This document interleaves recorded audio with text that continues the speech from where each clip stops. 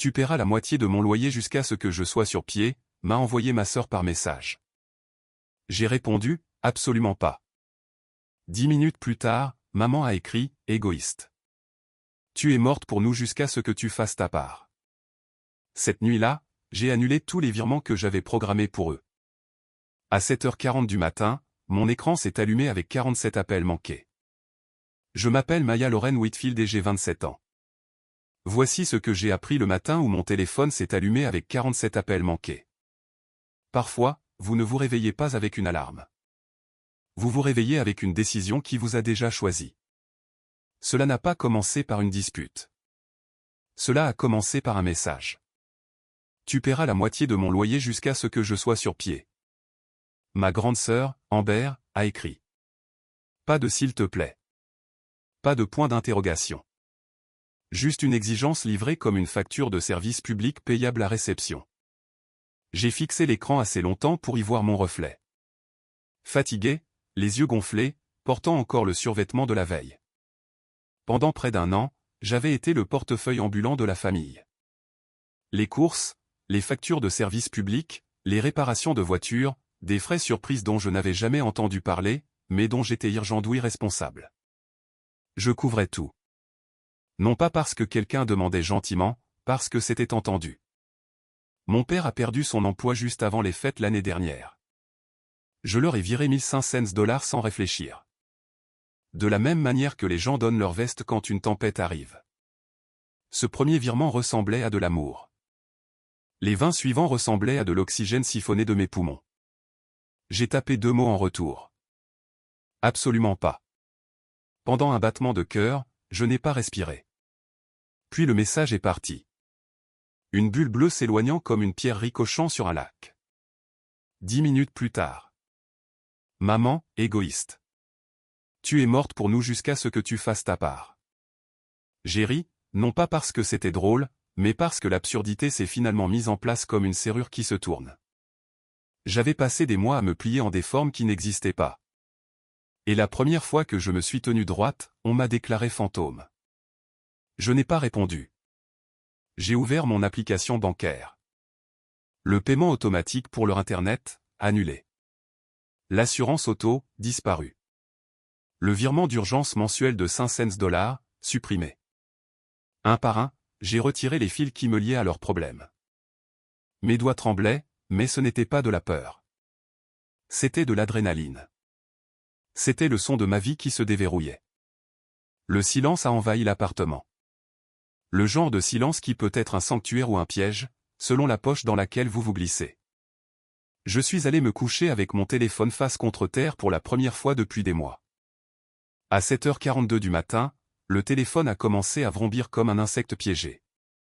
Le temps que je sorte de la douche, il y avait 47 appels manqués. Maman, papa, Amber, même oncle Steve, que je n'avais pas vu depuis la remise de diplôme de mon cousin, a laissé un message vocal. J'ai appuyé sur lecture pour celui de papa parce qu'il a toujours été meilleur pour feindre le calme. Nous avons des ennuis ici, ma grande. Tu ne peux pas simplement partir comme ça. Ta sœur a besoin de toi. Ma grande sœur, dont l'engagement le plus stable en 5 ans a été envers sa prothésiste angulaire, avait plus besoin de moi que moi de payer mon propre loyer. J'ai posé le téléphone, je l'ai éteint, je l'ai laissé éteint pendant 48 heures. Il est venu ce soir-là. Evan, mon petit ami. Nous étions sur des bases fragiles depuis qu'il m'avait dit qu'il avait l'impression de sortir avec le fantôme d'une fille qui n'apparaissait qu'entre les virements de crise et les appels de culpabilité tard dans la nuit. Il se tenait à ma porte, tenant un sac en papier et des excuses qu'il n'était pas sûr d'avoir le droit de présenter. J'ai apporté le dîner, a-t-il dit doucement. Et si tu veux que je parte après, je partirai. Nous avons mangé assis par terre parce que la table était couverte de piles bien rangées de factures et d'onglets bancaires fermés. Pendant un moment, nous n'avons pas parlé. Quand nous l'avons fait, ça faisait mal. Je ne peux pas faire ça, a-t-il dit finalement, les mots cassants. Pas comme ça. Je veux un avenir que je peux voir. J'ai fixé les fibres du tapis, la façon dont un fil égaré s'enroulait comme un point d'interrogation. Je ne l'ai pas supplié de rester. Non pas parce que je ne l'aimais pas, mais parce que j'ai finalement compris ce que j'avais perdu en essayant d'empêcher tout le monde de s'effondrer. Après son départ, le calme ne semblait pas être une punition. C'était comme le moment après qu'une fièvre tombe. Le deuxième jour, lorsque la panique dans ma poitrine a commencé à imiter la paix, j'ai fait la chose la plus difficile et la plus intelligente à laquelle je pouvais penser. J'ai demandé du renfort. Jenna et Marcus, mes cousins, la seule famille qui n'avait pas essayé de me transformer en un distributeur automatique de billets avec des sentiments. Marcus a répondu à la première sonnerie. J'attendais ça, a-t-il dit, sans méchanceté. Raconte-moi tout. Je lui ai parlé du message pour le loyer de ma sœur, du message « Tu es morte pour nous », des virements que j'ai retirés comme des points de suture d'une blessure qui n'a jamais guéri. Je lui ai dit que j'avais peut-être perdu mon petit ami parce que je ne savais pas comment arrêter de saigner dans les mains de ma famille. C'est insensé, a-t-il dit. Tu les as portés pendant qu'il donnait des coups de pied dans l'échelle. Jenna est intervenue par message. Si tu veux, nous t'aiderons. Tu n'es pas seul. Ces 4 mots pesaient moins qu'une plume et plus qu'une promesse.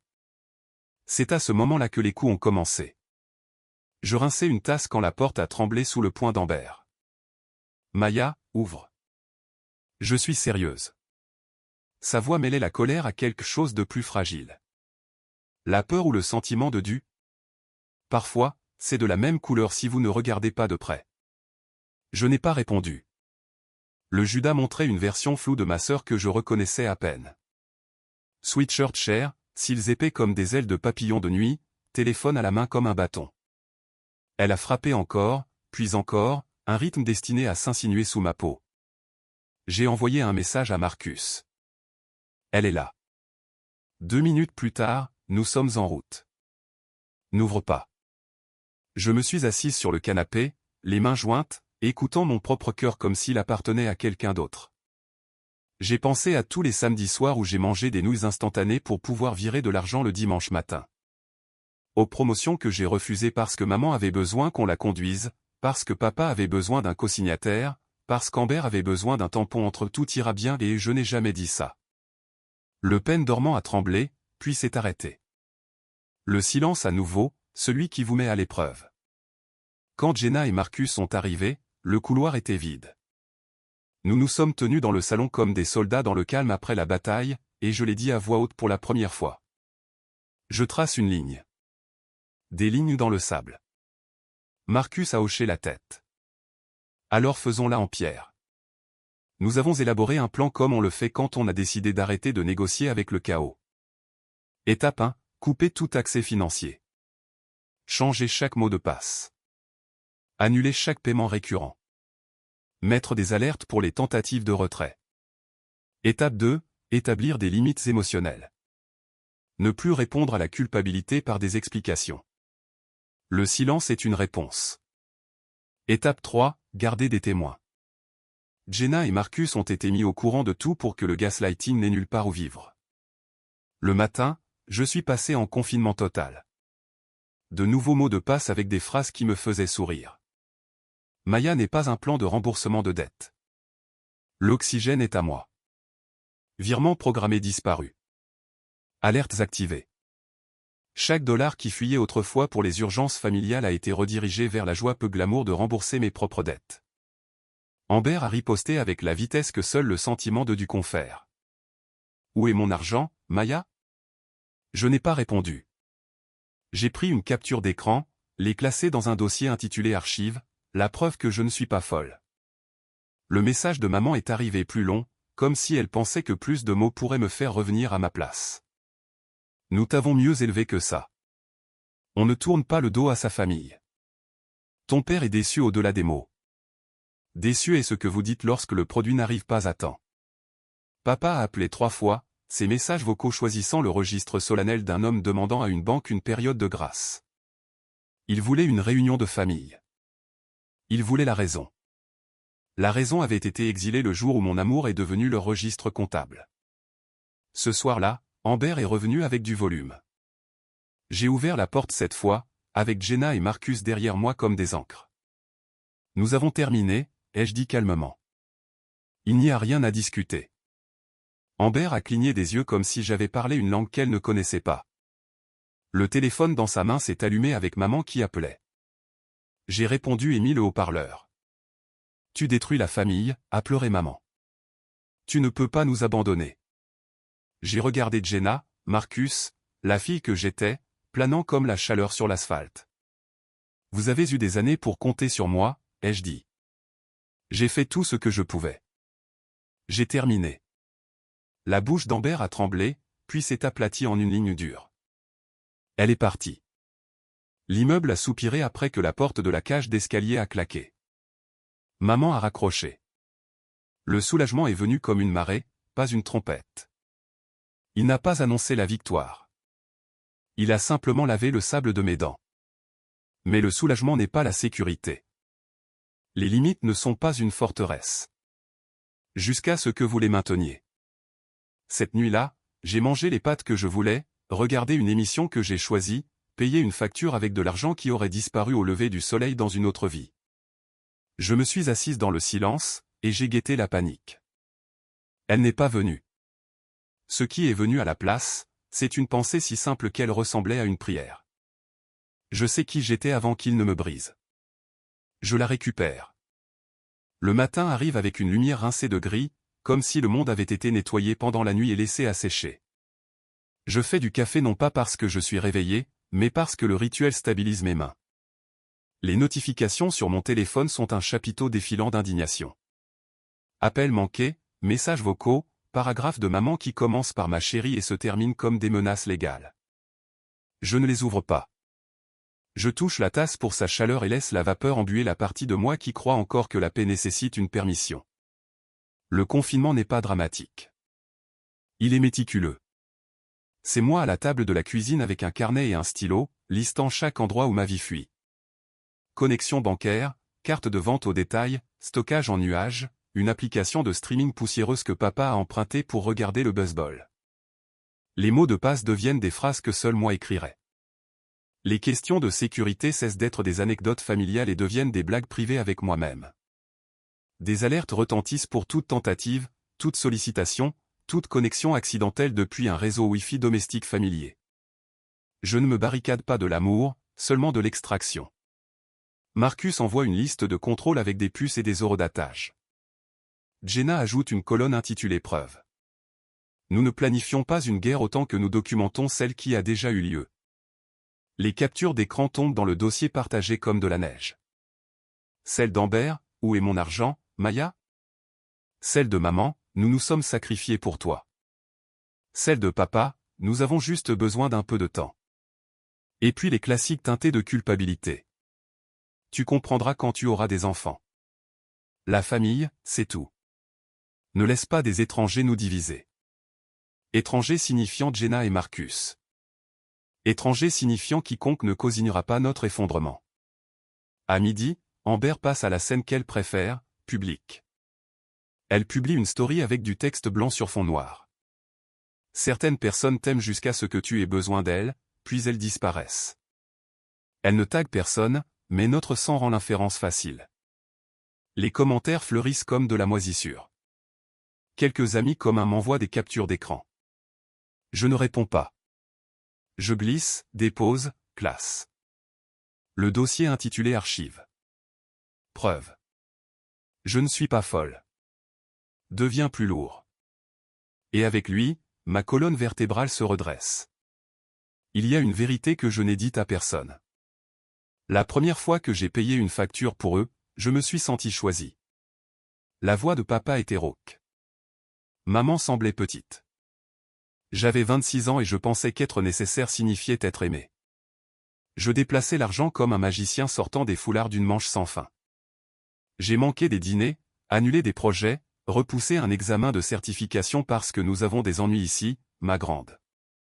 La nuit où j'ai manqué cet examen était aussi la nuit où Evan a attendu dans un restaurant jusqu'à ce que les bougies s'éteignent. Je suis arrivé essoufflé, j'ai dit je suis désolé de 6 manières différentes, et j'ai cru en chacune d'elles. Il a souri comme le pardon et a dit au serveur que ce n'était pas grave. Ce n'était pas grave. Nous avons fait semblant que ça l'était parce que c'est ce que vous faites quand vous décidez qu'une petite blessure. Maintenant est le prix pour ne pas causer une grande blessure plus tard. Les petites blessures composent des intérêts. Finalement, vous ne reconnaissez plus le calcul. Vers 3 heures, la sonnette retentit. Marcus et Jenna avec des sacs de course et un tableau blanc de la taille d'une modeste télévision. Nous le posons contre le mur et dessinons 3 colonnes. Financier, émotionnel, narratif. Financier, dit Marcus, en débouchant un marqueur comme un chirurgien avec un scalpel. Accès révoqué. Alerte définie. Fonds d'urgence pour toi, pas pour eux. Émotionnel, continue Jenna. Pas de réponse à la culpabilité. Nous serons ta chambre d'écho si tu as besoin d'entendre ta propre santé mentale à voix haute. Je montre la 3e colonne. Narratif. Jenna sourit. Amber joue pour la foule. Nous ne nous battons pas en coulisses. Si elle ment en public, nous montrons des preuves en public, mais à ton rythme, pas au sien. Juste à ce moment-là, mon téléphone s'allume à nouveau.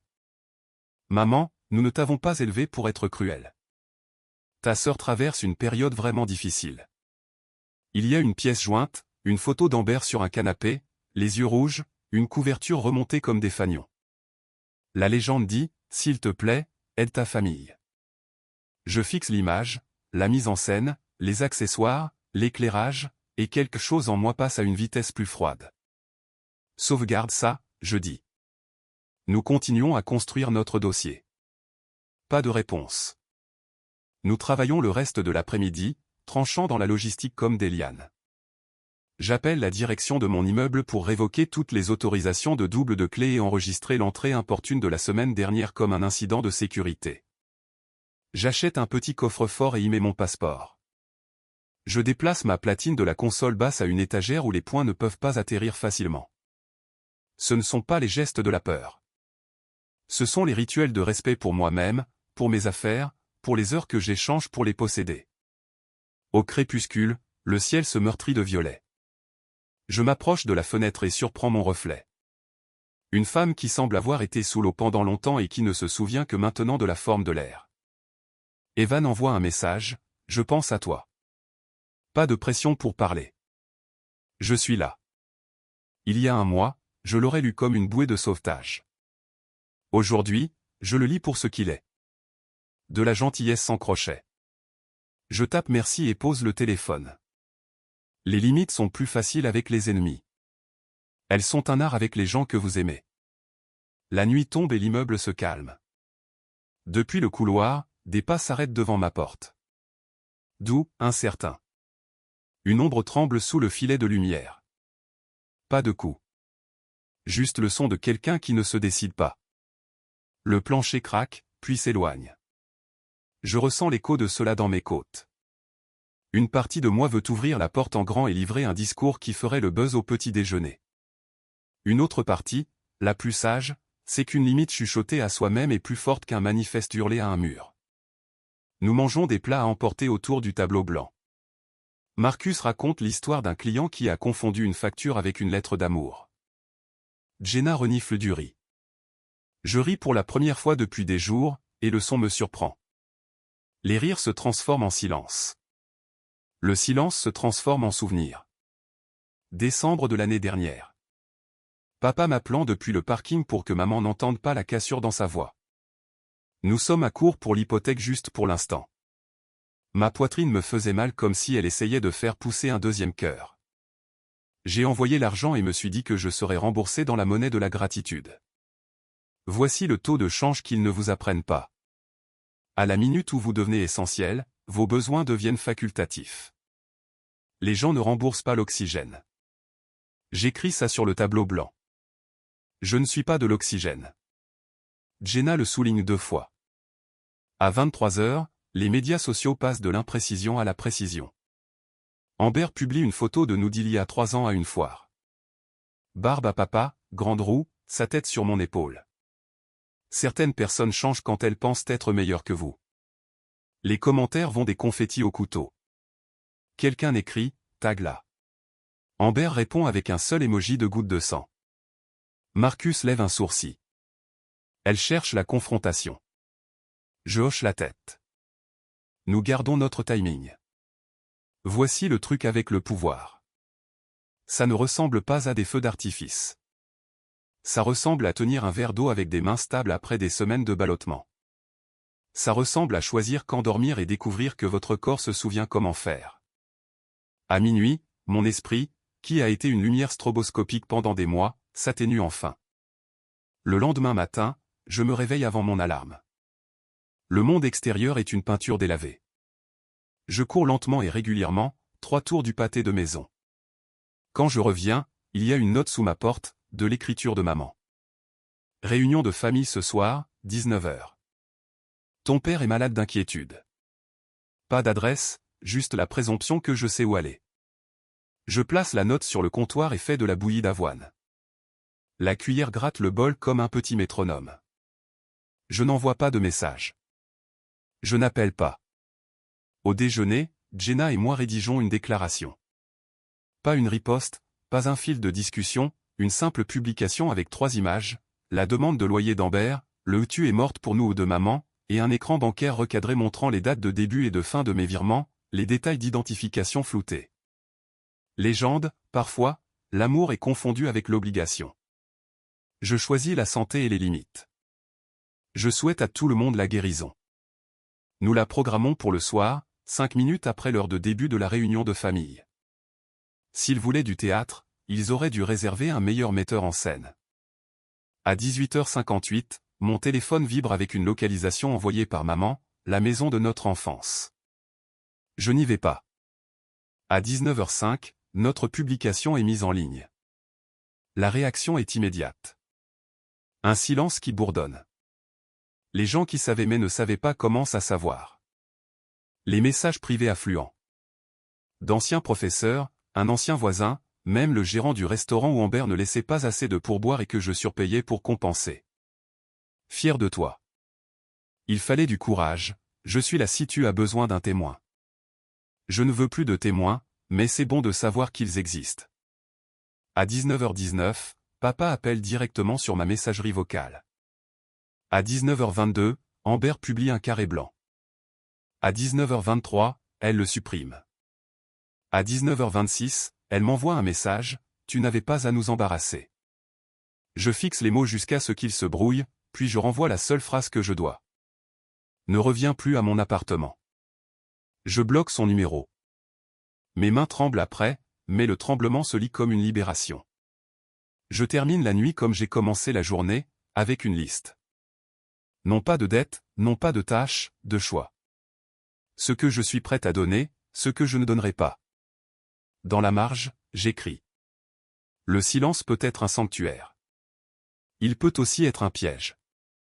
Le mien sera une porte que j'ouvrirai de l'intérieur. J'éteins les lumières. L'appartement exhale. Pour la première fois depuis longtemps, je dors comme si mon avenir n'était pas en suspens.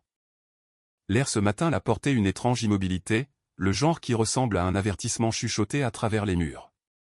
J'avais dormi 9 heures d'affilée, un record, et je me suis réveillé avec l'illusion que la paix pouvait être permanente. Puis j'ai vu la porte. La serrure n'était pas cassée, juste fatiguée, rayée sur les bords, comme le métal devient quand quelqu'un ne sait pas comment utiliser une clé qui ne lui appartient pas. Mon cœur s'est serré. J'ai poussé la porte.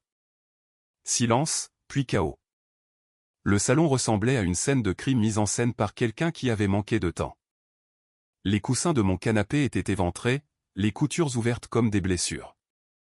Ma platine, la seule chose que j'avais achetée juste pour moi, était retournée sur le côté. Mon ordinateur portable gisait ouvert, l'écran fissuré brillant faiblement comme une braise mourante. Et mes disques, mes vinyles soigneusement collectionnés qui avaient voyagé avec moi à travers chaque déménagement, chaque rupture et chaque chagrin d'amour, étaient brisés sur le sol en une mosaïque noire et argentée. Mes mains se sont mises à trembler, mais pas de peur, de reconnaissance. Ce n'était pas du vandalisme aléatoire. C'était le chaos d'Amber, réarrangé en articles. Je savais avant de vérifier que le double des clés avait disparu. Maman en avait gardé un juste au cas où. Je l'avais demandé 2 fois. Elle avait changé de sujet les 2 fois. Le temps que je trouve la note collée sur le frigo, tu ne nous as pas laissé le choix. Mes mains avaient cessé de trembler. J'ai d'abord appelé Marcus. Il a répondu avant la fin de la première sonnerie. Dis-moi où tu es. À la maison, ai-je dit, ma voix plate. Elle était là. 10 minutes plus tard, lui et Jenna ont fait irruption, essoufflés, les visages oscillant entre la rage et l'incrédulité. Marcus se tenait au centre des décombres, la mâchoire serrée. « Nous devrions appeler les flics, a-t-il dit. Tout de suite. Je voulais le faire. Vraiment. Mais quelque chose en moi a hésité. Non, ai-je dit doucement. C'est ce qu'elle veut, un spectacle. Je ne vais pas lui en donner un. Jenna m'a regardé. Elle a détruit tes affaires. Je sais, ai-je dit, mais il ne s'agit pas d'affaires. Parce qu'au fond de moi, je comprenais ce que c'était. Amber n'a pas cassé mes disques pour se venger. Elle l'a fait pour me ramener dans le bruit, la panique, la culpabilité, le cycle de nettoyage et d'excuses qui avait défini notre famille pendant des années. Elle voulait que je réagisse. Au lieu de cela, j'ai commencé à prendre des photos. Chaque coin, chaque déchirure, chaque éclat de vinyle. Marcus a suivi mon exemple, documentant tranquillement. Nous avons noté l'heure, la date, même l'angle de la lumière à travers les stores. Quand le dossier de preuves a été plein, je me suis assise sur le canapé et j'ai chuchoté, « D'accord. » Jenna m'a regardé, perplexe. « D'accord quoi ?» D'accord, elle a perdu le contrôle. Cela signifie que j'ai gagné le premier round. Nous avons passé le reste de la journée à nettoyer. J'ai balayé pendant que Jenna passait l'aspirateur et que Marcus réparait le pied de chaise qui s'était cassé. Chaque petite réparation semblait symbolique, comme si je me recollais moi-même. Au milieu du scotchage d'un cadre photo déchiré, mon téléphone a vibré. Amber. Je l'ai laissé sonner une fois, puis deux. Le message vocal est arrivé quelques secondes plus tard. Maya, je ne voulais pas. Je voulais juste que tu écoutes. Maman a dit que nous devrions parler en personne, mais tu nous as enfermés dehors. S'il te plaît, appelle-moi. S'il te plaît. Sa voix tremblait. Mi-peur, mi-culpabilité, mi-performance. Je pouvais entendre maman en arrière-plan dire quelque chose d'étouffé comme « Dis-lui que nous l'aimons ». Puis un message a suivi. Nous sommes désolés. S'il te plaît, pardonne-nous. J'ai fixé le message. Mon pouce a plané au-dessus du clavier comme il l'avait fait 1 millier de fois auparavant. Je voulais répondre quelque chose de final, de cinglant, quelque chose qui prouvait que j'avais le dernier mot, mais je ne l'ai pas fait. Au lieu de cela, j'ai posé le téléphone face contre terre et je suis retourné nettoyer. Marcus m'a observé en silence. Tu ne vas vraiment pas répondre ? J'ai secoué la tête. Non, pas tant que ma paix ne cesserait de trembler. Au coucher du soleil, l'appartement était presque restauré. Quelques rayures sur le sol, une ampoule remplacée, un tas de disques cassés que je ne pouvais pas encore me résoudre à jeter. Je me suis assise en tailleur sur le tapis, épuisé, mais étrangement ancré. Tu sais, a dit Jenna doucement. Le pardon ne signifie pas les laisser revenir. Je sais, ai-je dit. Je leur pardonne pour pouvoir arrêter de combattre les fantômes. Marcus a souri faiblement. Tu as l'air de quelqu'un qui en a fini d'être traqué. Cette nuit-là, j'ai allumé une seule bougie et j'ai dîné dans le même bol ébréché que j'utilisais depuis l'université. Simple, calme, à moi. Pour une fois, le silence ne faisait pas d'écho. Il existait simplement. Quelques jours plus tard, Evan est passé. Je ne l'avais pas vu depuis cette nuit où il était parti. Il a apporté du café et un sourire hésitant. J'ai entendu parler de tout ça, a-t-il dit, en regardant la pièce. Je ne voulais pas m'immiscer, mais je ne pouvais pas ne pas prendre de tes nouvelles. Il est entré lentement, les yeux s'attardant sur les coutures scotchées du canapé. Tu gères ça mieux que quiconque je connais. J'ai ri doucement. C'est une façon de dire que je suis insensible. Il m'a regardé. Non, tu es réveillé. Nous nous sommes assis un moment, sans nous toucher, juste en parlant. Il m'a raconté comment son ex-petite amie Clara contrôlait chaque partie de sa vie jusqu'à ce qu'il la quitte enfin, et comment il lui a fallu des mois pour réaliser que partir ne signifiait pas guérir. Je vois ça en toi, a-t-il dit tranquillement. Tu fais la partie guérison maintenant. Ce n'était pas romantique. Pas encore. C'était de la reconnaissance. 2 personnes qui avaient finalement cessé de s'excuser de respirer. Quand il est parti, je l'ai raccompagné à la porte. Pour la première fois, j'ai remarqué mon reflet dans le miroir du couloir. Les cheveux en désordre, les yeux fatigués, mais stables. Je ressemblais à quelqu'un qui pourrait survivre à sa propre histoire. Cette nuit-là, j'ai envoyé un seul message à Jenna et Marcus. Je leur ai pardonné. Elle a répondu, bien. Maintenant, pardonne-toi aussi. C'était le premier message qui m'a fait pleurer. Le lendemain matin, je me suis réveillé tôt. Pas de message, pas d'appel, pas de drame, juste un téléphone silencieux et le bourdonnement du réfrigérateur. J'ai préparé le petit déjeuner lentement, presque cérémonieusement, versant du jus d'orange sans en renverser une goutte. J'apprenais à bouger sans panique, à exister sans attendre la prochaine demande. L'après-midi, une pensée a commencé à prendre racine. Petite mais insistante. Le pardon n'était pas la fin. C'était juste la pause entre les batailles. Parce que les gens comme Amber ne se rendent pas quand vous dites non. Ils se retirent. Ils planifient. Et quelque part au fond de moi, je savais qu'elle n'en avait pas fini. Je pouvais presque le sentir dans l'air.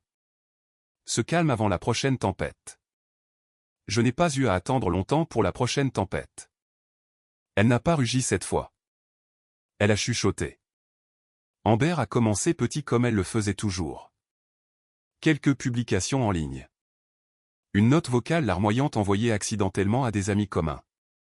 Une photo d'elle pleurant sur le porche avec la légende, certaines personnes aiment simplement regarder leur famille s'effondrer. Pendant quelques jours, je l'ai ignorée. Mais la honte a une façon de persister, même quand elle est injustifiée. Les notifications continuaient de sonner. Capture d'écran, questions, sympathie silencieuse de personnes à qui je n'avais pas parlé depuis des années. Le récit m'échappait des mains, comme il l'avait fait toute ma vie, réécrit par celui qui criait le plus fort. C'est alors que Marcus a dit, nous devons faire une déclaration. Nous nous sommes réunis de nouveau dans mon appartement, nous trois. Jenna était assise en tailleur sur le tapis avec son ordinateur portable, parcourant le fil d'actualité d'Amber. Marcus s'appuyait contre la fenêtre, les bras croisés. Elle essaie de faire croire que tu les as abandonnés, a dit Jenna. Si nous restons silencieux, cela devient la vérité. J'ai regardé autour de la pièce, l'espace autrefois en ruine que j'avais lentement reconquis. Des étagères propres, une chaise réparée, des fleurs fraîches sur le rebord de la fenêtre. Alors nous ne restons pas silencieux, ai-je dit. Nous avons passé des heures à construire une publication qui n'était pas de la vengeance. C'était de la tenue de registre. Des faits, pas de la fureur. Des captures d'écran de la demande de loyer. Le message de maman tu es morte pour nous. Mon historique de transactions montrant chaque dollar que j'avais envoyé pendant une année entière. Toutes les informations d'identification floutées. Les noms intacts. En haut, une légende. La famille peut être de l'amour ou un levier. J'ai enfin appris la différence. Jenna a cliqué sur publier. Pendant quelques secondes, rien ne s'est passé. Puis les notifications ont commencé. Commentaires, messages, partages. Une avalanche d'empathie de la part de personnes qui avaient autrefois chuchoté dans mon dos. Certains ont avoué avoir été manipulés de la même manière. D'autres se sont excusés d'avoir cru à la version d'Amber. Amber n'a pas répondu directement, mais le silence de son camp en disait assez. Cette nuit-là, j'ai sorti l'un des rares disques survivants de l'épave, Rumors de Fleetwood Mac. Le vinyle avait une longue rayure sur le côté, mais il jouait quand même, un léger grésillement sous la mélodie. Les craquements sonnaient comme de la résilience. Alors que la musique remplissait la pièce, Evan a frappé doucement. Je ne l'attendais pas. J'ai vu ta publication, a-t-il dit, debout dans l'embrasure de la porte, tenant 2 tasses de café. Tu n'as pas retenu tes coups. Je n'ai pas menti non plus, ai-je dit. Il a hoché la tête, en entrant. Je sais. C'est ce que j'admire chez toi. Tu ne mets pas en scène ta douleur. Tu la traites. Nous nous sommes assis par terre, le dos contre le canapé. Il a jeté un coup d'œil à la platine et a souri faiblement. Cette chanson, Go Your Own Way, semble appropriée. J'ai souri en coin. Un peu direct, mais oui. Il a hésité. Tu sais, je n'ai pas été juste avant. Je voulais que tu me choisisses alors que tu ne pouvais même pas encore te choisir toi-même. Peut-être que nous avions tous les deux besoin de distance, ai-je dit. Les limites n'ont pas à être des murs. Parfois, ce sont des ponts qui prennent du temps à construire. Il m'a regardé alors, non pas avec culpabilité, mais avec quelque chose de plus doux. Puis-je recommencer à construire? Je n'ai pas dit oui. J'ai juste souri et dit, un pas à la fois. Pour la première fois, il n'y avait pas de déséquilibre dans la pièce. Personne ne sauvait, personne ne suppliait, juste deux personnes existant dans le même calme. Les jours passèrent. Maman a envoyé un court message. Nous devons parler. Pas de drame, pas d'exigence, juste des mots qui sonnaient presque humains. Je n'ai pas répondu, mais pour une fois, ça ne m'a pas piqué. Au lieu de cela, j'ai reporté mon attention sur ma propre vie, j'ai payé mes factures, cuisiné des dîners que j'appréciais vraiment, repris des projets que j'avais abandonnés. Jenna m'a aidé à repeindre le salon en vert sauge doux. Nous avons plaisanté en disant que c'était la couleur de la guérison. Mais même si la paix commençait à s'installer, je savais que le silence d'Amber n'était pas une reddition. Et j'avais raison. Un soir, je suis rentré du travail et je l'ai vu debout près du portail de l'immeuble, maquillage parfait, yeux rouges, une performance répétée. Maya, s'il te plaît, a-t-elle dit alors que je m'approchais. Je ne suis pas là pour me battre. Juste, tu me manques. Il fut un temps où ces mots m'auraient fait fondre. Plus maintenant. La sœur que tu étais me manque, ai-je dit calmement. Celle qui ne me voyait pas comme une solution. Ses lèvres tremblèrent. Tu penses que je voulais tout ça? Je pense que tu aimais le contrôle que ça te donnait, ai-je dit.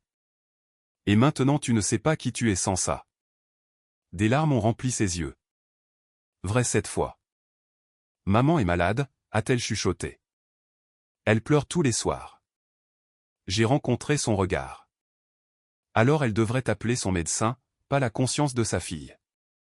Sa bouche s'est ouverte, puis s'est refermée. Elle a hoché la tête une fois, un petit geste brisé, et s'est tournée pour partir. Je ne l'ai pas suivie. De retour à l'étage, j'ai verrouillé la porte et j'ai expiré un souffle qui semblait avoir attendu des années pour sortir. L'ancienne moi se serait effondrée sous la culpabilité. La nouvelle moi a reconnu la manipulation déguisée en chagrin. J'ai envoyé un message à Marcus et Jenna, limite tenue, à peine. Marcus a répondu avec l'émoji du poing. Jenna a envoyé un cœur. Cette nuit-là, j'ai versé un verre de vin, je me suis assise près de la fenêtre et j'ai regardé la ville briller en dessous de moi. Ma publication avait cessé d'être tendance, mais je m'en fichais. Le but n'était pas de gagner. C'était de dire la vérité à voix haute pour une fois. Le dernier message d'Amber est arrivé 2 jours plus tard. Tu le regretteras un jour. La famille ne dure pas éternellement. Je l'ai lu 2 fois. Puis sans hésitation, j'ai appuyé sur bloquer. Pas d'explication, pas de dernier paragraphe, juste le silence. Le mien cette fois, et c'était suffisant. Ce soir-là, Evan est passé avec des plats à emporter. Nous n'avons pas parlé d'Amber ou de maman ou des publications. Nous avons parlé de tout le reste. Musique, voyage, articles. Pour la première fois depuis une éternité, l'avenir ne ressemblait pas à un champ de bataille. Avant de partir, il a dit, « Tu as l'air différente. » Je me sens différente, ai-je répondu. J'ai finalement arrêté de demander la paix à des gens qui profitent de ma douleur. Il a souri. C'est ça le pouvoir. Alors que la porte se fermait derrière lui, j'ai retourné le disque. La chanson suivante a commencé par un bourdonnement statique qui s'est épanoui en harmonie. C'était comme une conclusion. 6 mois plus tard, la lumière dans mon appartement semblait différente, plus douce, d'une certaine manière, comme si les murs eux-mêmes avaient expiré tout le vieux bruit. Les plantes sur le rebord de la fenêtre avaient enfin recommencé à fleurir. Une preuve verte que la négligence n'est la fin de rien. La vie n'était plus dramatique. Elle était paisible, presque ordinaire. Et ça, j'ai appris, c'était le plus vrai des miracles. Certains matins, je me réveillais avant le lever du soleil juste pour m'asseoir dans le calme. Pas de téléphone qui vibre, pas de message de culpabilité déguisé en amour, juste le bourdonnement de la ville et la chaleur de ma tasse de café dans les 2 mains. Le silence, autrefois ma punition, était devenu ma prière. Evan et moi nous étions rapprochés à nouveau, mais plus lentement cette fois. plus stablement. Nous ne nous précipitions pas vers des étiquettes ou ne prétendions pas réparer ce qui ne pouvait pas être réparé du jour au lendemain. Nous nous rencontrions là où nous étions. Deux personnes qui avaient appris que l'amour sans limite n'est pas du tout de l'amour. Il restait dormir certaines nuits. Nous préparions le dîner, moitié parlant, moitié riant. Et cela semblait normal. Magnifiquement, ennuyeusement normal. Puis un matin, une lettre est arrivée. Une vraie lettre écrite à la plume avec un cachet de la poste d'un autre État. J'ai failli ne pas l'ouvrir, supposant que c'était une autre tentative de contact de maman ou d'Ambert. Mais l'écriture était inconnue, inclinée et nette, comme celle de quelqu'un qui se souciait encore des mots. C'était d'Ethan, mon cousin du côté de papa. Nous ne nous étions pas parlé depuis que nous étions enfants. Mais il avait vu ma publication par Jenna, et voulait que je sache que je n'étais pas folle, que j'avais fait ce que la moitié de la famille souhaitait pouvoir faire. Le fait que tu te sois défendu a donné la permission au reste d'entre nous, a-t-il écrit. Tu n'as pas brisé la famille, Maya. Tu as juste arrêté de la laisser te briser. Je l'ai lu 2 fois, puis une 3e fois. À la fin, mes yeux étaient humides, mais pas de tristesse. Quelques semaines plus tard, Ethan m'a rendu visite. Nous nous sommes rencontrés dans un petit café du centre-ville, la lumière du soleil se répandant sur la table comme du miel. Il m'a parlé de ses propres luttes, du fait de dire non aux attentes sans fin de ses parents, de la culpabilité qui venait après. Nous avons parlé pendant des heures, sans jamais mentionner Ambert ou maman par leur nom, juste le modèle, l'héritage de la manipulation, le courage silencieux qu'il fallait pour le désapprendre. Quand il est parti, il m'a serré dans ses bras et a dit, « Tu sais, tu n'as pas seulement changé ta vie. Tu as changé l'histoire pour nous tous. » Cette nuit-là, je suis rentré chez moi sous un ciel plein d'étoiles basses. Et pour la première fois depuis des années, je ne me sentais pas seul dans ma lignée. Les semaines passèrent ainsi. Doucement, gracieusement. Je me suis concentré sur les choses simples. Le travail, la cuisine, la peinture, de petits voyages de week-end avec Marcus et Jenna.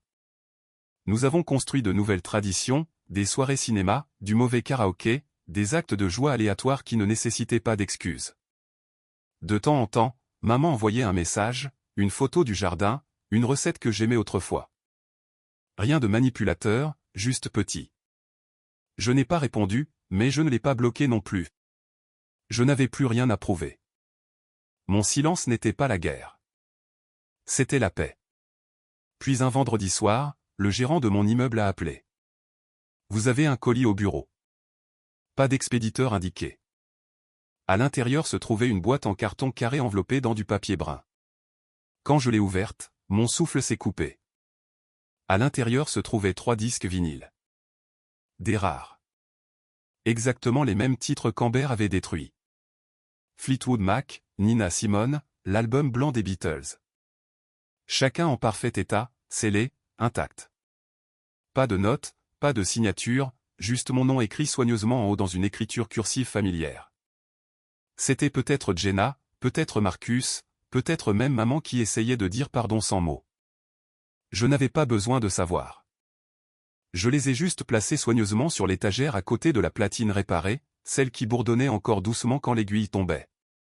Cette nuit-là, j'ai joué le premier morceau, celui de Nina Simone. J'aimerais savoir ce que ça ferait d'être libre. Le son était pur, vivant, le genre de musique qui remplit chaque coin d'une pièce et défie l'obscurité de rester.